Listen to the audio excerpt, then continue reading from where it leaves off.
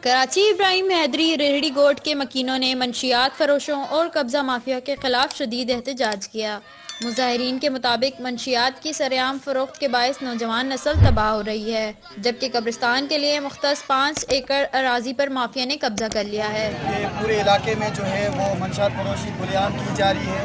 یہاں پر جتنے بھی اسکولس ہیں، ووکیشنل سینٹرز ہیں، ان پہ قبضہ کر کے وہاں پر بھی جو ہے وہ نوجوانوں کو جو ہے وہ منشیات میں جو ہے مبتلا کیا جا رہا ہے۔ ان سے زبردستی جو ہے وہ منشیات جو ہے وہ فروخت کروائی جا رہی ہے۔ قبرستان ہے اور اس پہ دیکھیں نہ کوئی سہولت ہے، کچھ بھی نہیں، اور لوگ ان کے اوپر بھی قبضہ کر رہے ہیں، اور یہاں جو غیر مقامی لوگ ہیں ان کی آبادی ہماری طرف آ رہی ہے، یہاں مکس ہو جائیں گی ساری۔